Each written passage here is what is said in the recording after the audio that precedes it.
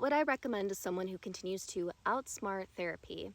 This commenter says they have been in therapy for 10 years and are overly self-aware when it comes to skills, but practicing them never actually helps. When reading this comment, the initial thought I had was the experience of being an intellectualizer, meaning that instead of existing in and feeling what our emotional experience is, instead we think about it and we analyze what it could mean, where it came from, how it happened, etc.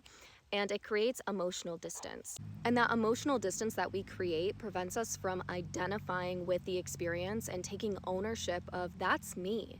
That was my experience. That happened to me. I endured that. I went through that. And when we intellectualize and create that emotional distance, it's almost like we can create some separation of, well, how could that happen to anyone? So not me where I have to create this subjective meaning making of what this means to me personally. And don't get me wrong, there is space for that intellectual part of us, but it is one thing to be intellectual and another thing to intellectualize. To be intellectual is an avenue to information, whereas intellectualizing is an adaptation for survival. For the people that I work with who are intellectualizers, this is where integrating experiential therapies can be really beneficial.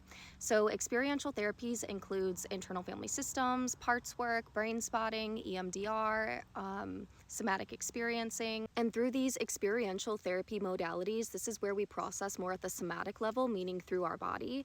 And with these experiential therapies, we learn how to exist with and move with challenging life experiences or emotions, versus where a lot of cognitive approaches can focus on elimination of challenging experiences or emotions. I've said this in other videos and I'll say it again, mental health is not the absence of challenging emotions, it is knowing how to exist with them. So yes, coping skills can be beneficial, and at the same time, if you are operating from the lens of being an intellectualizer and you've already created this emotional distance between you and the experience that you are coping with, then the coping skills are not going to be effective because you are not engaging with them from an emotional place. You are engaging with them from a place of separation, if that makes sense. Again, I just want to acknowledge that every person is different, and I answered this comment from the assumption that someone could potentially be an intellectualizer. There could be other reasons why we are outsmarting therapy, like maybe it's not a good therapeutic match, maybe we haven't met a therapist who has the